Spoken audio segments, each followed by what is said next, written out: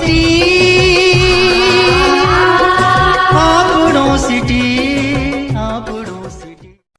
आपनो city news channel का कारवा आज नागौर जिले की लाडनू पंचायत समिति के जसवंतगढ़ ग्राम पंचायत मुख्यालय पर पहुंचा है और इस वक्त जसवंतगढ़ ग्राम पंचायत में 2005 में 1208 मतों से विजय श्री हासिल करने वाले कन्हैयालाल जी आज हमारे साथ है और दूसरी बार ग्राम पंचायत ने फिर अपना भाग्य आजमाया और इतना विकास किया कि भाग्य के साथ आम जनता ने 2010 से 2015 के बीच में आपको 1300 मत देकर विजय बनाया था।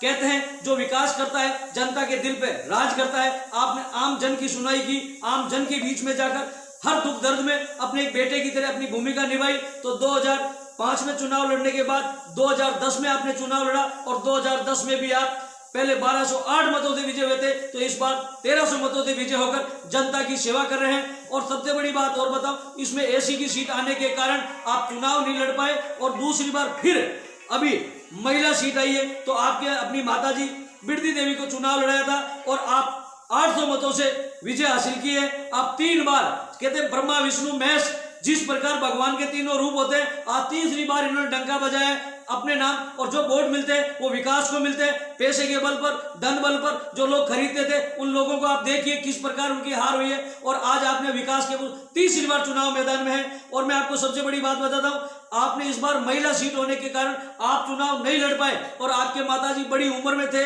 ऐसे वृद्ध थे, फिर भी लोगों को पता है कि काम कौन करता है, काम किस प्रकार होता है और काम करने की क्या कला होती है और काम कौन करा सकता है और हर घर में दुख दर्द के समय कौन हमारे बीच में हाजिर हो सकता है। तो सब लोगों ने एक ही नाम देखा, कृष्ण कन्हैयालाल जी। जिस प्रकार भगवान कृष्ण ने मथुरा में जिस प्रकार रास खिलाए थे, तो ये कन्हैयालाल जी ने पूरी जसवंतगढ़ में इस प्रकार के रास खिलाए कि छोटे से लेकर बड़े और युवाओं के लेकर दिल में इस प्रकार राज किए कि अपनी माताजी को भी आपने चुनाव मैदान में खड़ा किया। और इस वक्त इनके चुनाव मैदान में 11 उम्मीदवार थे। और सबसे बड़ी बात बताऊं कि इस गांव में कुल मतदाता 8500 हैं और फिर भी आपने 11 मतदाता चुनाव में थे। इन्हीं के समाज के कुछ लोग की अपनी पहचान रखने में और आगे बढ़ने के लिए 4 उम्मीदवार चुनाव मैदान में थे। इनके वोट मतदाता सामाजिक रूप से भी कई लोग काटने का प्रयास किया, मगर इनका ऐसा काम था और इनकी ऐसी पहचान थी और इन्होंने जो काम किया था वो सारी चीज अपनी जगह रही। और 4 उम्मीदवार मैदान में थे। स्वामी समाज के 3 उम्मीदवार मैदान में थे, मुस्लिम समाज के 2 थे, एक जाट समाज के और एक नाई समाज के भी उम्मीदवार थे। मगर इस बार आपने अपने विकास की जो गंगा बहाई थी और एक महिला सीट होने के नाते स्वयं नहीं लड़कर अपनी माताजी को चुनाव मैदान में उतारा, जिनका नाम था बिरती देवी। और बिरती देवी ने भी चुनाव लड़ा और कन्हैयालाल जी की जो मेहनत थी उसका परिणाम सामने आया। और आप सबसे बड़ी बात आपको बता दी, 800 मतों से आप विजय रहे। और मैं बताना चाहता हूँ पूरे विश्व में एक अलग पहचान रखता है। आपने सुप्रीम का नाम चुना है, तापड़िया ग्रुप जो एक जसवंतगढ़ का है। और जसवंतगढ़ में जितने भी जो विद्यालय, संस्कृत विद्यालय से लेकर एक धर्म के मामले में हमेशा सबसे एक अग्रणी भूमिका है। तापड़िया, तोसनीवाल, गग्गड़, बिहानी, मुंद्रा और सोमानी परिवार ये एक उद्योगपति परिवार है और इंडिया में इनका एक अलग पहचान चलता है। उनके नाम पर भी आपने हर जगह अलग पहचान बनाई है और उन सब का भी आपको आशीर्वाद प्राप्त है। और वो हमारे साथ है कन्हैयालाल जी प्रजापति। सरपंच साहब, आपनो सिटी न्यूज चैनल में आपका हार्दिक स्वागत है। नमस्कार जी। कन्हैयालाल जी, आप युवा हैं, आपका गांव में रहना ही नहीं हुआ, आप हमेशा बाहर रहते हैं, उसके बाद जनता के बीच में आप ऐसी कौन सा आपके पास जादू है या वो जादू की छड़ी है तो जनता आपके पीछे दौड़े आती है और आपको मत देती है और आपको अपना प्रिय मानती है, अपने बेटे की तरह? इसके पीछे क्या कारण है? यहाँ की जो जनता है ना जसवंतगढ़ की, वो लगभग रेजिडेंशियल एरिया है और ये सब बाहर रहते हैं। सब लोग समझदारी से सारे वोट अपने यहाँ करते हैं। वोटिंग की जो शैली है यहाँ की, वो सब लगभग समझदार आदमी यहाँ बुद्धिजीवी रहते हैं। वो सोचते हैं कि भाई कौन आदमी किस तरीके से चलेगा, सरपंचाई किस आदमी के हाथ में रहने से कम गांव सुरक्षित रहेगा, ये ऐसा सब सोच विचार कर वोट दिए जाते हैं। यहाँ पे कोई ऐसी बात नहीं है कि भाई यहाँ कोई पैसे वाला चुनाव लड़ सकता है या जीत सकता है या हार सकता है। इसलिए यहाँ पर जो पब्लिक है, मैं पब्लिक का धन्यवाद करना चाहता हूँ कि बड़ी ही समझदार पब्लिक है यहाँ की और लोगों ने हमें जो आशीर्वाद दिया है, तीसरी बार हमें मेरी माताजी के रूप में आशीर्वाद दिया है। वो पूर्ण रूप से जनता का सराहनीय हमारे साथ योगदान रहा है। और हम तो, हमारी चेष्टा तो यही है कि भाई गांव को पूर्ण सुशासन हम लोग दे सके, और हमारी यही प्रतिज्ञा रहेगी, हम लोग प्रयास यही करेंगे। और आपका चैनल जो हमारे घर पहुंचा है, स्वागत है आपका। हम लोग, कन्हैयालाल जी, हमारी टीम गांव में गई थी और जब आप चुनाव मैदान में जीत कर विकास की गंगा बहाने लगे तो कुछ राजनीतिक लोगों ने आप पर हमला किया था और आपको जान से मारने का जो प्रयास किया था, वो क्या कारण था? और उसके पीछे मैं पूर्णतया ये सोच रहा हूँ कि ये राजनीतिक रंजिश ही रही।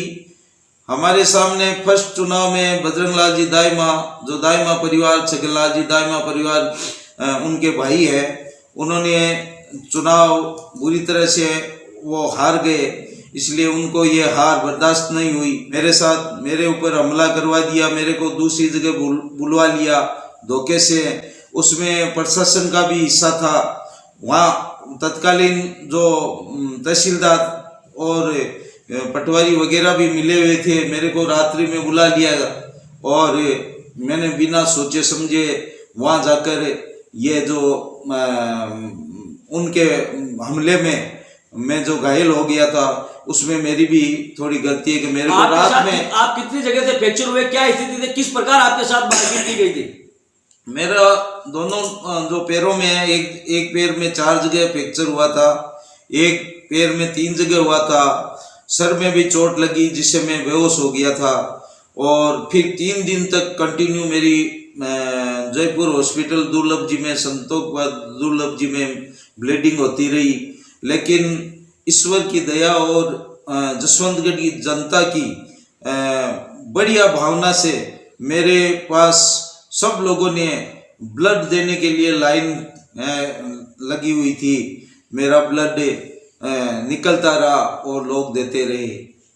इसलिए मैं जसवंतगढ़ जनता का बहुत बहुत आभार व्यक्त करता हूँ। कहते हैं जहाँ कोरा के साइया मार सके ना कोई, वही कहावत आपके बीच में बैठे जसवंतगढ़ के पूर्व सरपंच कन्हैयालाल जी के साथ भी हुई थी। इनके विकास के नाम पर जिन्होंने जनता के दिल में जो जगह बनाई, जनता की सेवा की और जनता के हर मन के अंदर, किसी चाहे युवा हो, चाहे बूढ़ा हो, चाहे महिला हो, चाहे बेटी हो या बालिका हो, एक ही काम था कि विकास के नाम पर कोई काम हो या किसी समस्या हो तो किसको बताया जाए, वो कन्हैयालाल जी को बताया जाए। और कन्हैयालाल जी के नाम को और विकास को लेकर जिस प्रकार विपक्ष ने इतनी बौखलाहट होकर आपके ऊपर हमला किया और किस प्रकार मारपीट की, जो इन्होंने आपको बताया है, मगर आज जिन लोगों की दुआ थी और जिन लोगों का आशीर्वाद था, आज वो आपके बीच में है। पुणे लौटकर आपने सरपंच के चुनाव में फिर जीत गए और इस बार भी आपके माताजी को जीत मिली है। और ये कहते हैं विकास करने वालों को हमेशा जनता उनके साथ खड़ी। अब पढ़ी लिखी जनता है और ये उद्योगपतियों का शहर है। आप शहर कह सकते हैं कि यहाँ के जो लोग हैं हिंदुस्तान के बड़े बड़े कोने में, और ऐसे ऐसे इनके ब्रांड है, जैसे सुप्रीम कुर्सी से लेकर सुप्रीम के अनेकों ब्रांड आते हैं जो एक नामचीन ब्रांड है, जैसे तापड़िया है, तोसनीवाल है, गग्गड़ है, बियाणी है, मुंद्रा और सोमानी से अन्य कई उद्योगपति हैं जो अपने आप में एक अलग लिस्ट में, इंडिया में अलग नाम रखते हैं। उसी गांव में उन लोगों का भी आशीर्वाद रहा है कि हमें गांव का विकास चाहिए, गरीब जनता की सेवा चाहिए, कि वही लोग हमेशा गरीबों की सेवा करते हैं और गरीबों की सेवा करने वाला ही उन्हें यह गांव का जन सेवक चाहिए। और गांव की पहली आंख आपने कन्हैयालाल जी को जिताया था और इस बार भी अनपढ़ होने के नाते एकमात्र एक साक्षर है जो अपना साइन कर सकती है, उसके अलावा किसी प्रकार की जानकारी नहीं। फिर भी जनता ने उन विकास को लेकर इनके ऊपर पूरा विश्वास किया, ठोक बजाकर विश्वास किया और 797 यानी 800 मतों से फिर विजय बने, क्योंकि इस समय भी चुनाव में 11 उम्मीदवार थे और लोगों ने इनके समाज के लोगों को भी एक सरपंचाई के और राजनीतिक क्षेत्र में भी चुनाव मैदान में उतारा था, मगर किसी की दाल नहीं करी। कि जिनके साथ जनता की भावना हो, जिनके साथ विकास का कार्य हो और हर अपने आप मन से बोलता है, कोई व्यक्ति कहीं नहीं, किसी ने धन के बहाने में खरीदने का प्रयास किया, किसी ने बल के मारने से खरीदने का प्रयास किया, मगर जनता ने अपने मत का जब समय आया तो टीकी बिरती देवी के नाम पे ही लगाकर एक विकास पुरुष की अपने आप में बता दी। यही कहते हैं कि विकास करने वालों की हमेशा जीत होती है। कन्हैयालाल जी, आपने ऐसे क्या विकास किए जो एक जनता सीधी आपके पीछे दौड़ी आती है? ये कम से कम ऐसे गुर्स बताएं कि आपने 2005 में चुनाव लड़ा और 2010 में भी चुनाव लड़ा, दोनों बार जीते और इस बार महिला सीट आने के कारण आपने अपनी मां को चुनाव लड़ा, वो भी जीती है। ये क्या राज है? इसमें राज सबसे बड़ा मैं जो बात कर रहा हूं कि यहाँ एक तो औद्योगिक जो घराना है वो इस गांव के प्रति हमेशा सही सोच रखते हैं और इस गांव की सही सोच का जो भी व्यक्ति है उनके साथ में ये जो औद्योगिक घराना है ये कदम से कदम मिलाकर चलते हैं। विकास की जहाँ तक बात हो, हमको यहाँ गवर्नमेंट की तरफ भी देखना नहीं पड़ेगा। यहाँ के इतने अच्छे औद्योगिक घराने हैं जो हमारे गांव में कोई भी विकास का कार्य हो, चाहे वो कोई स्टेडियम बनाना हो, चाहे कोई एक रोड बनाना हो, चाहे कोई मंदिर मस्जिद बनाना हो, तो भी इस गांव में कोई ऐसी बात नहीं है। डोनेशन भी खूब मिलता है और शांत प्रिय गांव है। इसलिए खाली थोड़ा सा ये जो दाइमा परिवार जो मेरे से रंजिश रखने लगा, वो 2005 के बाद में आज तक वो रंजिश पाल रखी है।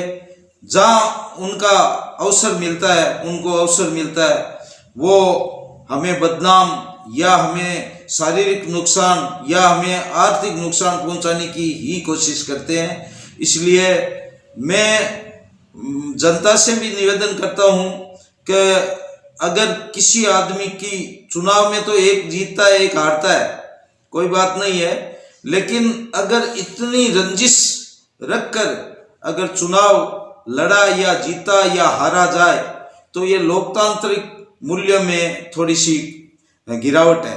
इसलिए आपने बड़ा दुख व्यक्त किया है कि एक राजनीति गांव के विकास के लिए होती है। एक अपने आप में टीस पालकर जो इस प्रकार की गंदी राजनीति की जाए, चाहे वो कोई भी व्यक्ति क्यों, ऐसा नहीं करना चाहिए। स्वच्छ राजनीति होनी चाहिए। गांव के विकास के लिए हर व्यक्ति को आगे आना चाहिए। एक जीत 10 व्यक्ति लड़े चाहे 11 व्यक्ति लड़े, जीतता एक होता है। जीतने के बाद उसको वहीं खत्म कर और विकास के लिए हमेशा आगे बढ़ना चाहिए, तभी वो व्यक्ति आगे बढ़ पाता है। और अपने टीस जब तक आप रखेंगे तब आगे बढ़ने के लिए गांव के लिए भी हानिकारक होती है, परिवार के लिए भी हानिकारक होती है और उन परिवारों में स्वास्थ्य के लिए भी हानिकारक होती है, क्योंकि उनके सीमा में विकास की जगह हमेशा वो टीस को लेकर गंदगी ही दिमाग में आती है। तो इस प्रकार राजनीतिक क्षेत्र में जिन लोगों को आगे बढ़ना होता है वो स्वच्छ विचार होने चाहिए, अच्छी विचारधाराओं के साथ आगे बढ़ना चाहिए और गांव के विकास की बात करनी चाहिए, युवाओं को किस प्रकार आगे बढ़ाया जाए। मैं आपसे एक सबसे बड़ी बात मुझे यहाँ जानकारी और मिली है कि जितने भी उद्योगपति हैं, चाहे वो कलकत्ता रहे, चाहे बंबई रहे, चाहे मद्रास रहे, या बड़े बड़े उनके सबके उद्योगपति हैं, बड़े बड़े कारखाने हैं और इंडिया लेवल में अपनी पहचान है,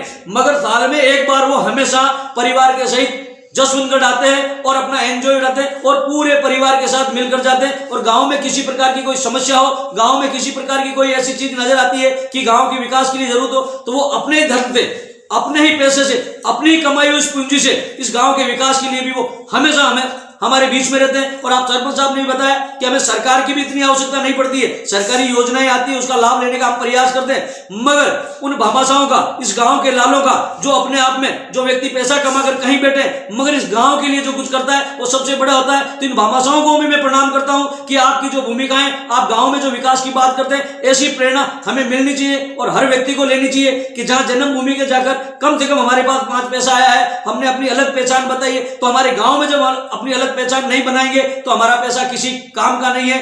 तो इसी प्रकार हम और यहाँ जब भी एक झूला महोत्सव होता है और झूला महोत्सव में हर परिवार के सदस्य यहाँ आते हैं, 5 से 7 10 दिन रहते हैं और पूरे मंदिर जिस प्रकार दुल्हे को सजाया जाता है उस प्रकार पूरे मंदिर को रोशनी से सजाया जाता है और एक विभिन्न प्रकार की झांकियां प्रदर्शित की जाती है भगवान की, और हर व्यक्ति दूर दराज से जो होता है वो देखने के लिए एक अलग मेला सा लगता है। ये भी इस गांव की एक अलग पहचान है। संस्कृत के मामले में यहाँ नागौर जिले में सब जगह अपने आप में धीरे धीरे राजस्थान में संस्कृत का प्रचार अपने आप में कितना ही बड़ा हो, मगर सच्चाई है कि वो कम होता जा रहा है। मगर इन भामाशाहों ने, इस गांव के लालों ने और इस गांव के जितने भी तापड़िया ग्रुप वगैरह जितने भी XYZ जो हैं, सब लोगों ने यहाँ संस्कृत को लेकर हर व्यक्तियों को आगे बढ़ाने के लिए हर जगह, अभी आपके भामाशाहों ने संस्कृत को लेकर किस प्रकार की क्या योजनाएं चलाई?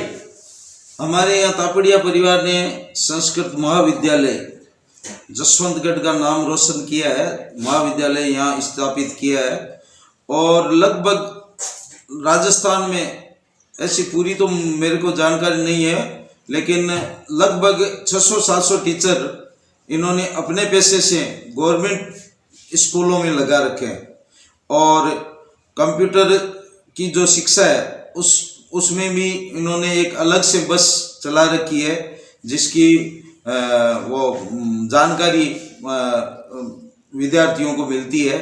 और यहाँ आचार्य वगैरह भी बनते हैं, सबकी शिक्षा यहाँ है और यहाँ ये शिक्षा का हब बन चुका है इन औद्योगिक घरानों के पीछे।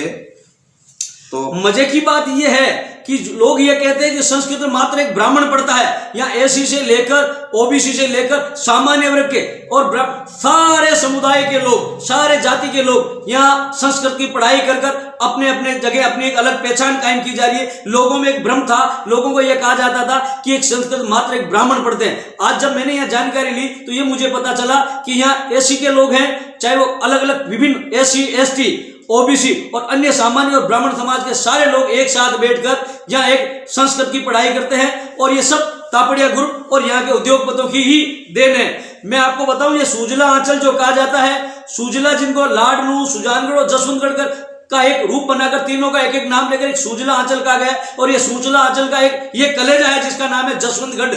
और आज यहाँ की स्थिति को आप देखिए और इसकी पहचान यहाँ के लाल पूरे विश्व में अलग अलग जगह अपनी एक अलग में पहचान रखते हैं, अपनी एक सुगंध चंदन की तरह एक अपनी सुगंध दे रहे हैं। और वही सुगंध अपने गांव में भी वहां से सब कुछ लेकर दी जा रही। सरपंच साहब, 2005 में जब आपने चुनाव लड़ा था उस समय ऐसा कौन सा विकास किया था जो जनता आज भी उस चीज को याद करती है?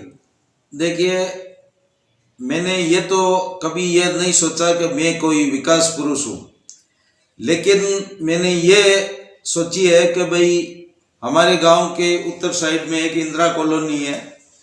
मैंने हृदय से वहाँ देखा कि भाई वहाँ आने जाने का रास्ता तक नहीं था। तो मैंने फर्स्ट में यही चीज़ सोची कि भाई ये लोग जितने भी है इनको पहले तो बीपीएल जो खाद्य सुरक्षा वगैरह की जो सुविधा है वो दिलवाई जाए, इनका रास्ता बनाया जाए। और फिर अगर ये कॉलोनी कहीं अगर पट्टे वगैरह उसमें जिसमें बंजारे भी बसे हुए थे, जो कुछ गोचर में बसे हुए थे और कुछ आबादी में बसे हुए थे, तो इनको रेगुलेट किया जाए, ये मेरी सोच थी। मैंने उनके बीच में जाकर ये जो काम किया और एक बिना जातवाद के जो ऐसा जो व्यक्ति है उनका चयन हम लोगों ने करवाया, हमारी ग्राम पंचायत ने करवाया। इसी का कारण रहा कि भाई हमने सबके साथ एक जैसा सम्मान व्यवहार किया था, इसलिए लोगों में ये जानकारी थी कि भाई ये लोग किसी के साथ भेदभाव नहीं रखेंगे।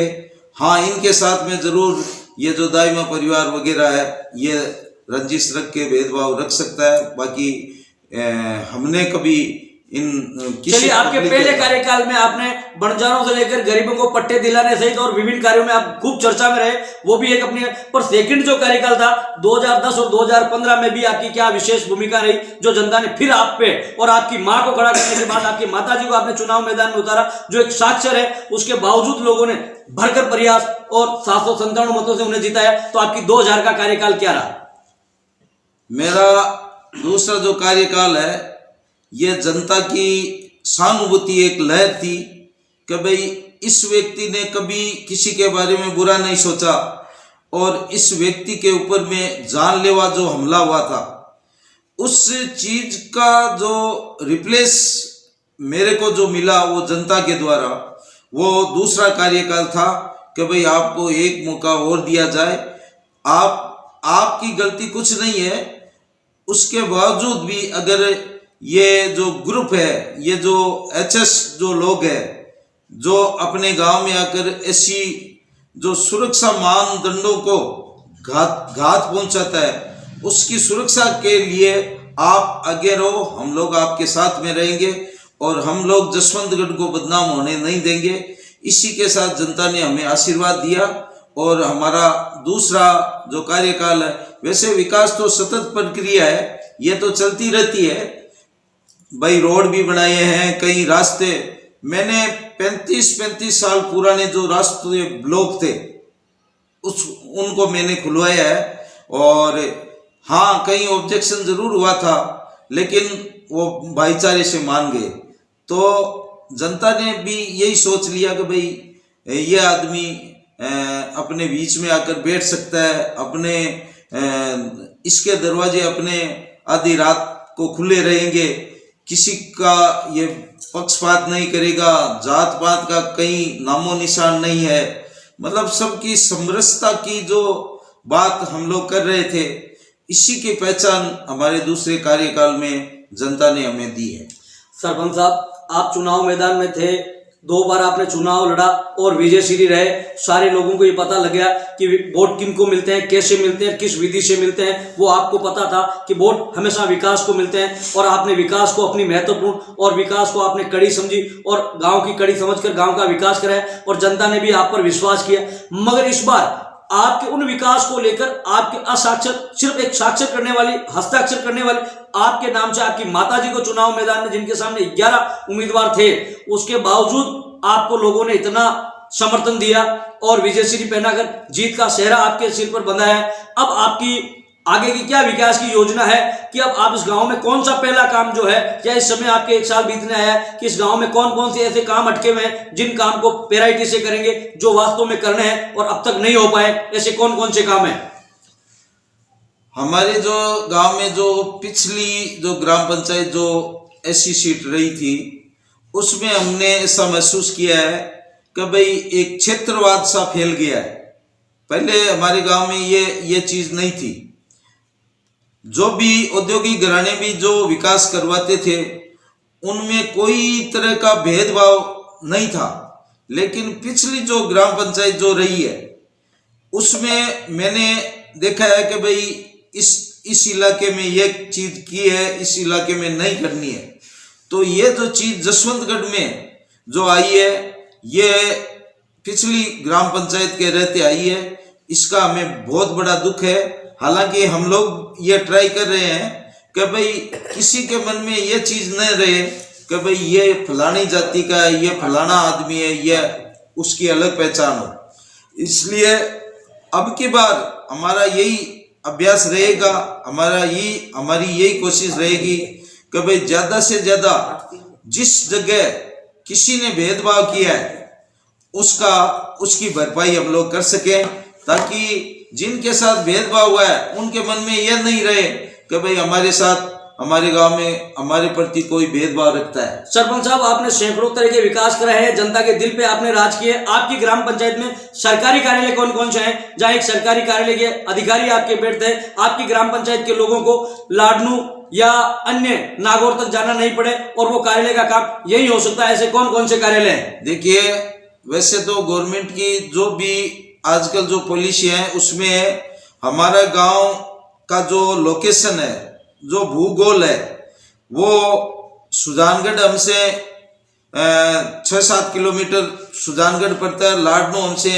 ये दोनों ही पंचायत समितियां हैं और यहाँ पर दोनों ही तरह के, ये जिला अलग हो गया, सुजानगढ़ चूरू में पड़ता है, लाडनू नागौर में पड़ता है। लेकिन सरकारी कार्यालय के हिसाब से यहाँ 2 मिनट का रास्ता है लाडनू जाने का, और जितने बड़े कार्यालय है वे लाडनू में स्थित है, सुजानगढ़ में स्थित है। हमें उनकी सेवा का मौका बहुत जल्दी मिल जाता है। जसवंतगढ़ में हॉस्पिटल बड़ी है और कितने औषधालय चल रहे हैं।